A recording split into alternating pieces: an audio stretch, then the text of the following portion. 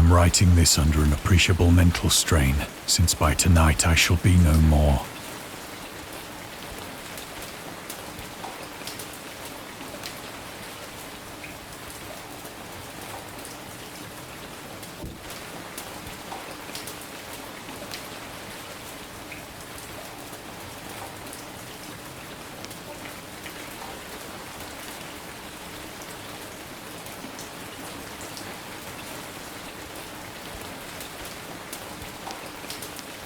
Penniless, and at the end of my supply of the drug which alone makes life endurable, I can bear the torture no longer, and shall cast myself from this garret window into the squalid street below. Do not think from my slavery to morphine that I am a weakling or a degenerate. When you have read these hastily scrawled pages, you may guess, though never fully realize, why it is that I must have forgetfulness or death.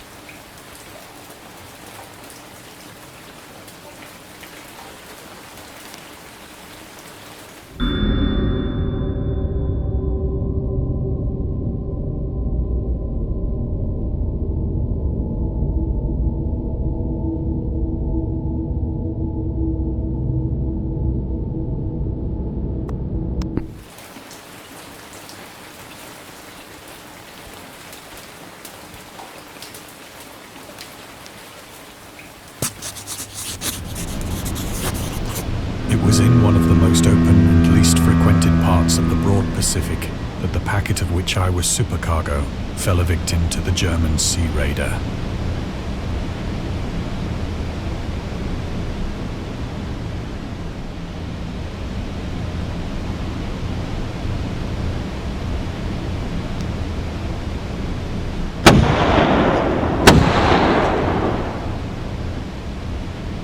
The Great War was then at its very beginning, and the ocean forces of the Hun had not completely sunk to their later degradation.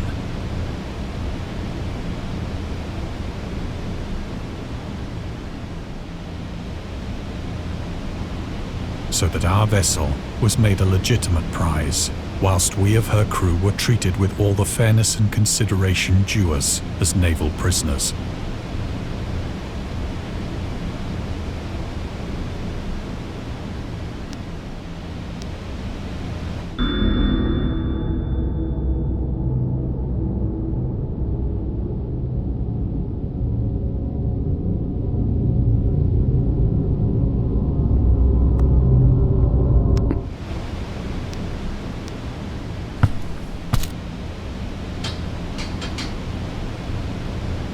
So liberal, indeed, was the discipline of our captors, that 5 days after we were taken, I managed to escape alone in a small boat with water and provisions for a good length of time.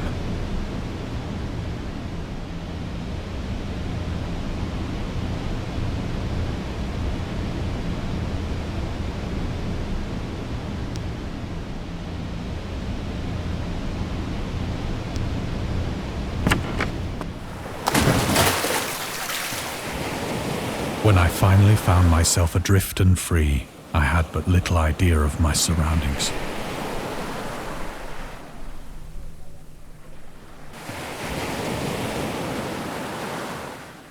Never a competent navigator, I could only guess vaguely by the sun and stars that I was somewhat south of the equator.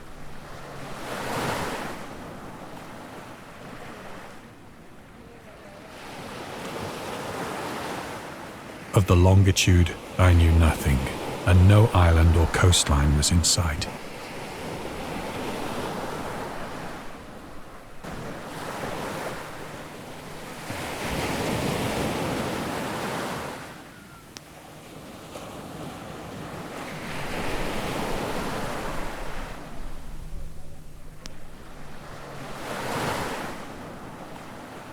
The weather kept fair, and for uncounted days I drifted aimlessly beneath the scorching sun, waiting either for some passing ship or to be cast on the shores of some habitable land.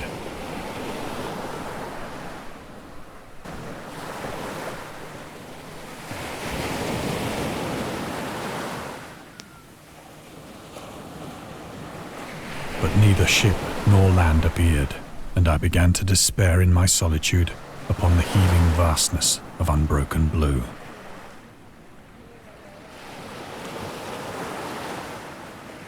The change happened whilst I slept.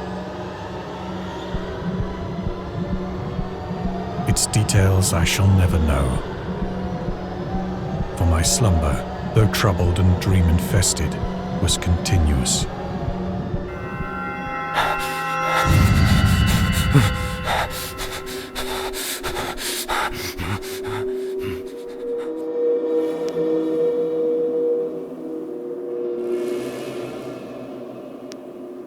When at last I awoke, it was to discover myself half sucked into a slimy expanse of hellish black mire, which extended about me in monotonous undulations as far as I could see.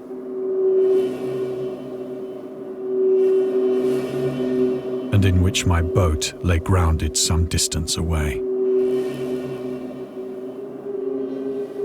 Though one might well imagine that my first sensation would be of wonder at so prodigious and unexpected a transformation of scenery, I was in reality more horrified than astonished. For there was in the air and in the rotting soil a sinister quality which chilled me to the very core. The region was putrid with the carcasses of decaying fish and of other less describable things which I saw protruding from the nasty mud of the unending plain. Perhaps I should not hope to convey in mere words the unutterable hideousness that can dwell in absolute silence and barren immensity. There was nothing within hearing and nothing in sight save a vast reach of black slime. Yet the very completeness of the stillness and the homogeneity of the landscape oppressed me with a nauseating fear. The sun was blazing down from a sky which seemed to me almost black in its cloudless cruelty, as though reflecting the inky marsh beneath my feet.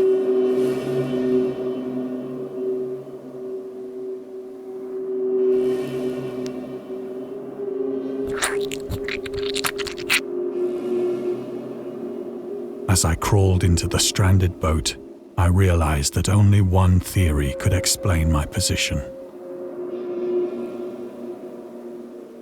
Through some unprecedented volcanic upheaval, a portion of the ocean floor must have been thrown to the surface, exposing regions for which innumerable millions of years had lain hidden under unfathomable watery depths. So great was the extent of the new land which had risen beneath me, that I could not detect the faintest noise of the surging ocean, straining my ears as I might. Nor were there any seafowl to prey upon the dead things.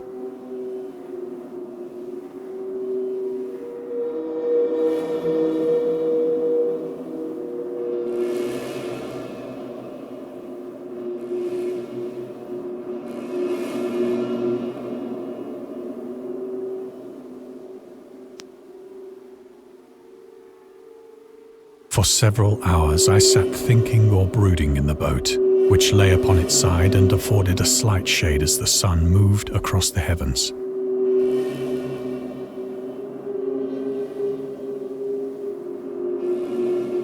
As the day progressed, the ground lost some of its stickiness and seemed likely to dry sufficiently for travelling purposes in a short time. That night I slept but little, and the next day I made for myself a pack containing food and water, preparatory to an overland journey in search of the vanished sea and possible rescue.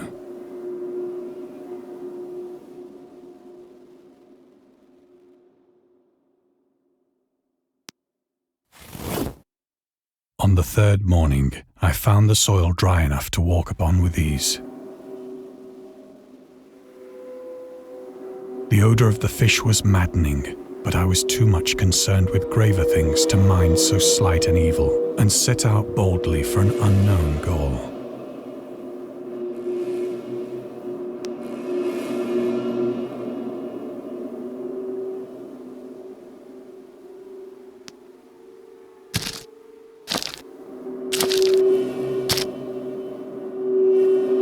All day I forged steadily westward, guided by a faraway hummock which rose higher than any other elevation on the rolling desert.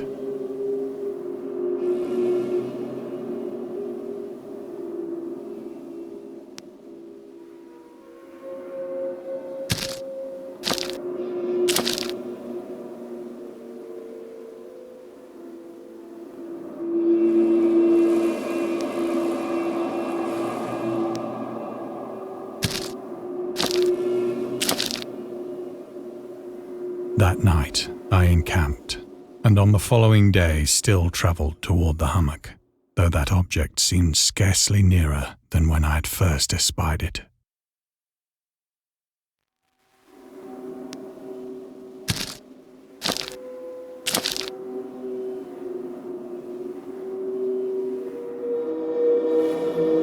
By the fourth evening, I attained the base of the mound, which turned out to be much higher than it had appeared from a distance.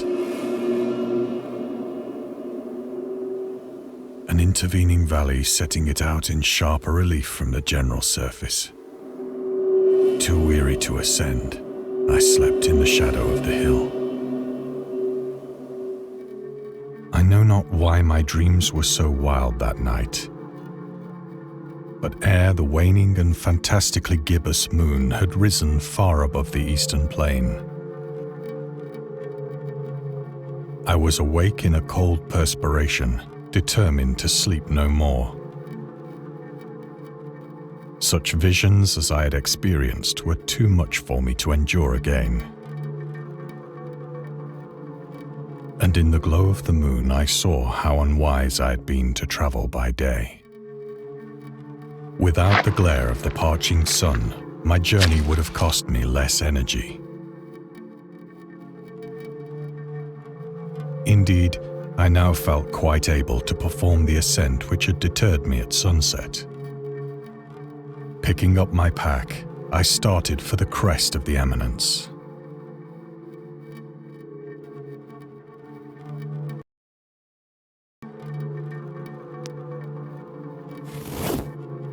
I have said that the unbroken monotony of the rolling plain was a source of vague horror to me. But I think my horror was greater when I gained the summit of the mound and looked down the other side into an immeasurable pit or canyon, whose black recesses the moon had not yet soared high enough to illumine. I felt myself on the edge of the world.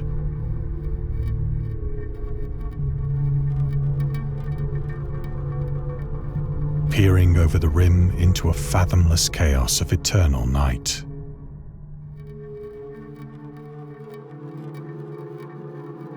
Through my terror ran curious reminiscences of Paradise Lost, and of Satan's hideous climb through the unfashioned realms of darkness. As the moon climbed higher in the sky, I began to see that the slopes of the valley were not quite so perpendicular as I had imagined.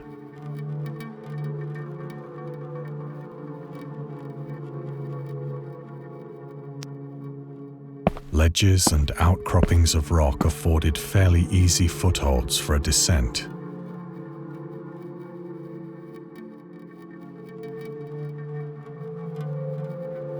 Whilst after a drop of only a few hundred feet, the declivity became very gradual.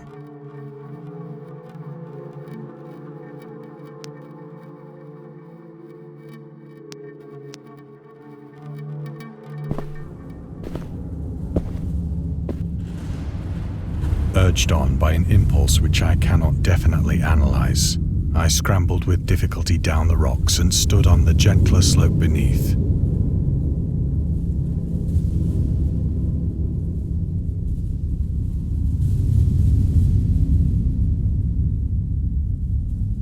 Gazing into the Stygian deeps, where no light had yet penetrated. All at once, my attention was captured by a vast and singular object on the opposite slope, which rose steeply about 100 yards ahead of me. An object that gleamed whitely in the newly bestowed rays of the ascending moon.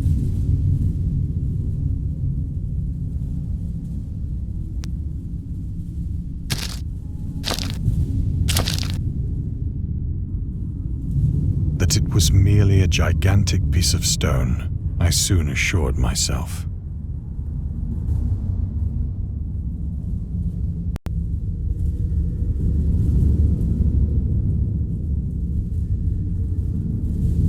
But I was conscious of a distinct impression that its contour and position were not altogether the work of nature.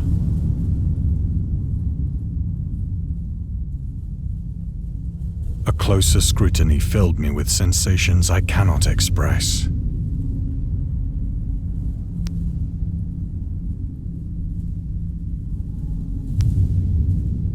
For despite its enormous magnitude, and its position in an abyss which had yawned at the bottom of the sea since the world was young, I perceived beyond a doubt that the strange object was a well-shaped monolith, whose massive bulk had known the workmanship and perhaps the worship of living and thinking creatures. Dazed and frightened, yet not without a certain thrill of the scientist's or archaeologist's delight, I examined my surroundings more closely.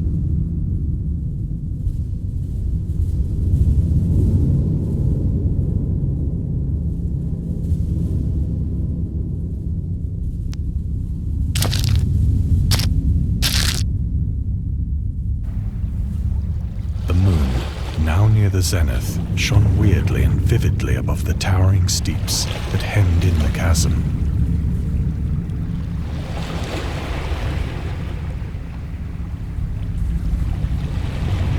And revealed the fact that a far-flung body of water flowed at the bottom, winding out of sight in both directions and almost lapping my feet as I stood on the slope.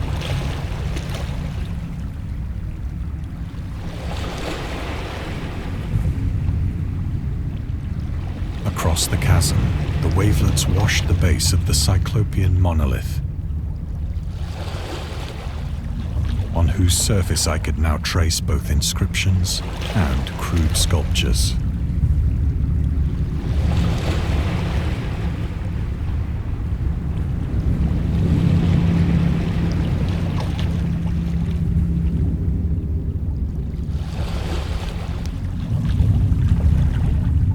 The writing was in a system of hieroglyphics unknown to me and unlike anything I'd ever seen in books,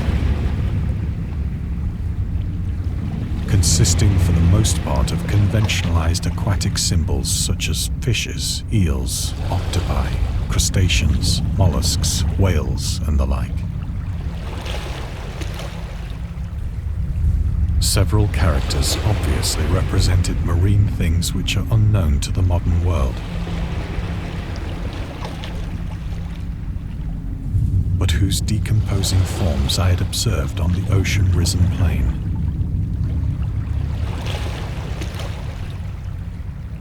It was the pictorial carving, however, that did most to hold me spellbound.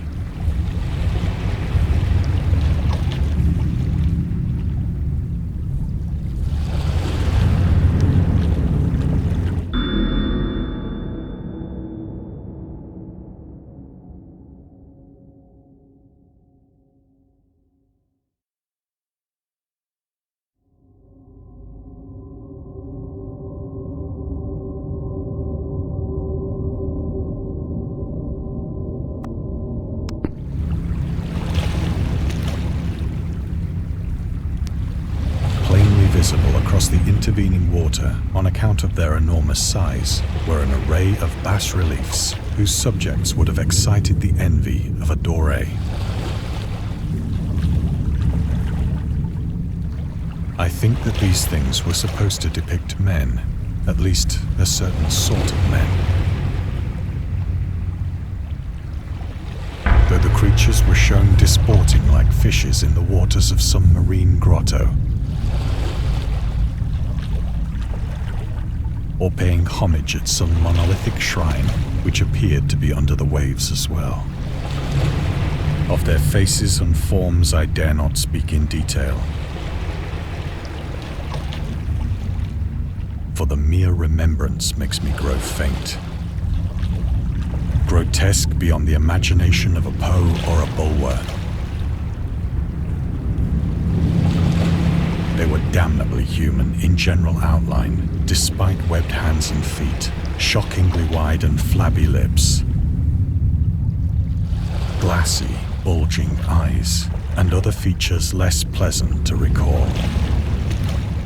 Curiously enough, they seemed to have been chiseled badly out of proportion with their scenic background. For one of the creatures was shown in the act of killing a whale, represented as but little larger than himself.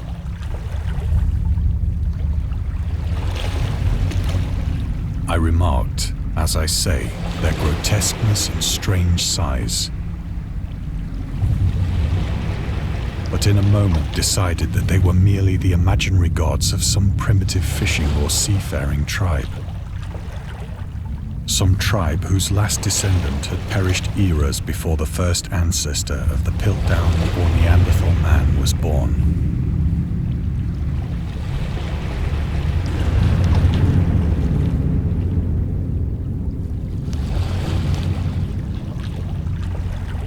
Awestruck at this unexpected glimpse into a past beyond the conception of the most daring anthropologist,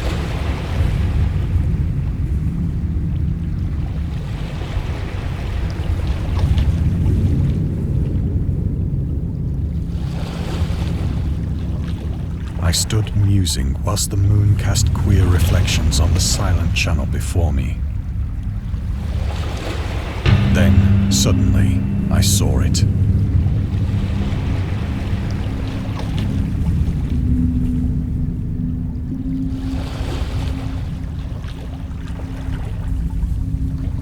With only a slight churning to mark its rise to the surface, the thing slid into view above the dark waters.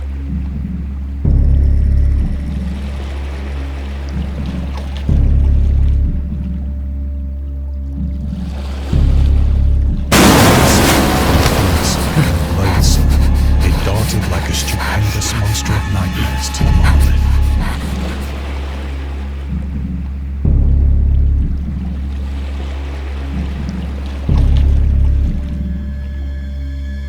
About which it flung its gigantic scaly arms, while it bowed its hideous head and gave vent to certain measured sounds.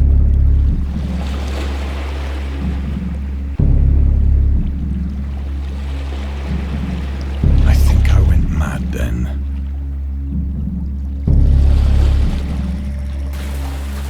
Of my frantic ascent of the slope and cliff, and of my delirious journey back to the stranded boat, I remember little.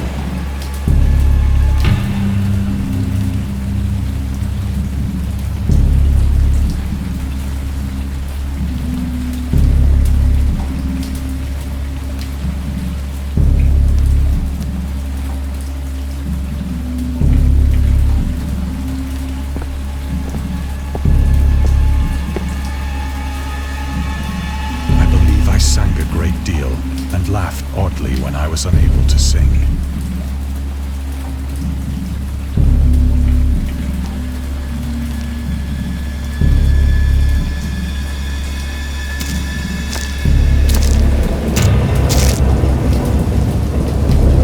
I have indistinct recollections of a great storm sometime after I reached the boat.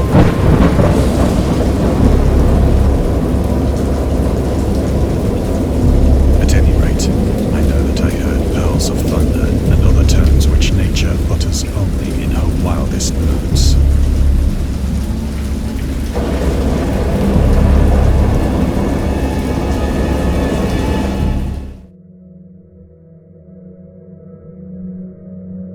When I came out of the shadows, I was in a San Francisco hospital.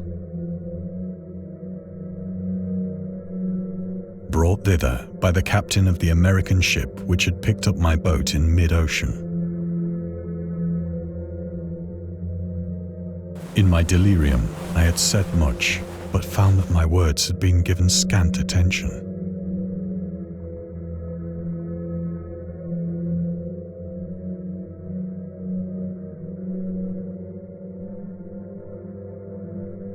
Of any land upheaval in the Pacific, my rescuers knew nothing. nor did I deem it necessary to insist upon a thing which I knew they could not believe.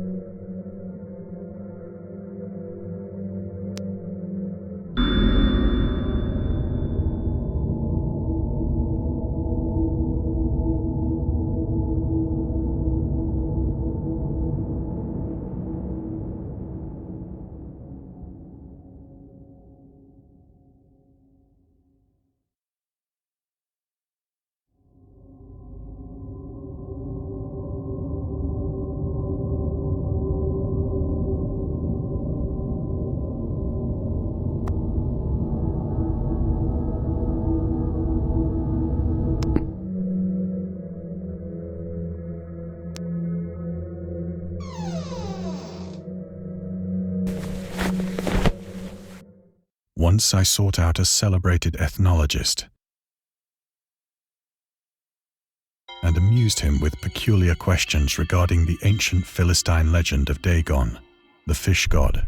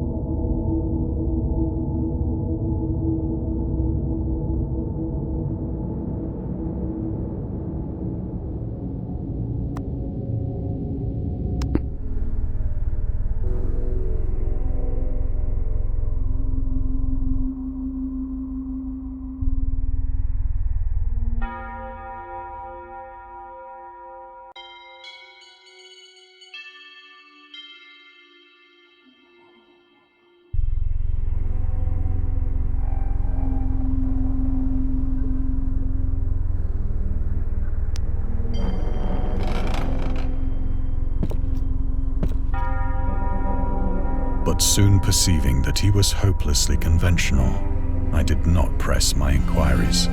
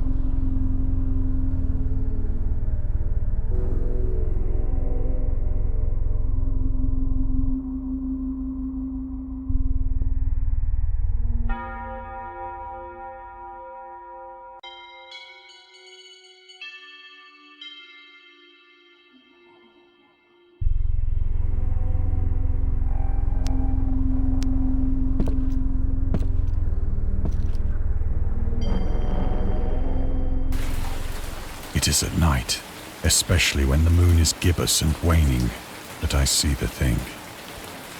I tried morphine, but the drug has given only transient surcease and has drawn me into its clutches as a hopeless slave. So now I am to end it all, having written a full account for the information or the contemptuous amusement of my fellow men.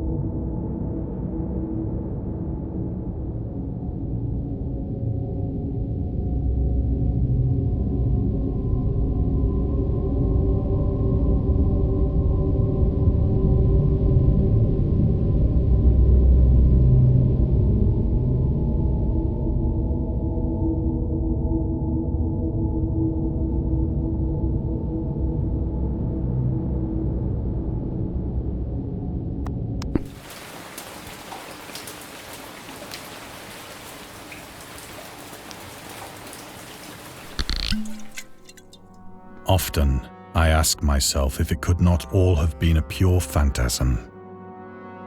A mere freak of fever as I lay sun-stricken and raving in the open boat after my escape from the German man of war.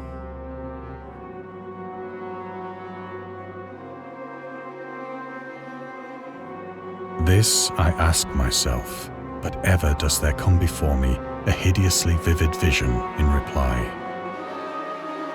I cannot think of the deep sea without shuddering at the nameless things that may at this very moment be crawling and floundering on its slimy bed,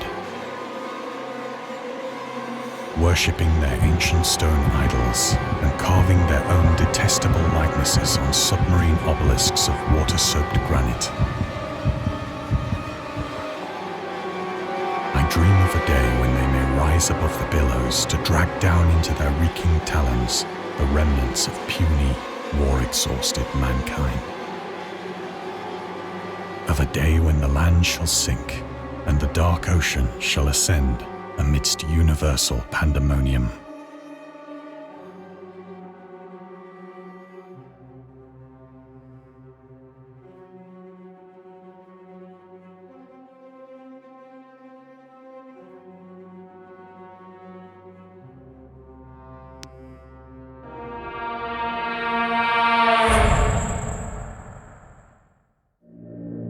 The end is near. I hear a noise at the door, as of some immense slippery body lumbering against it.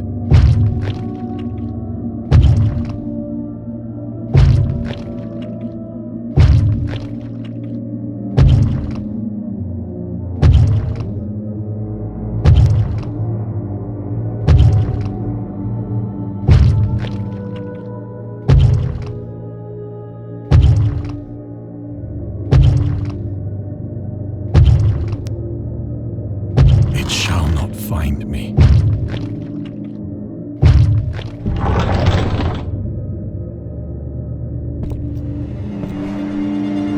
God, that hand!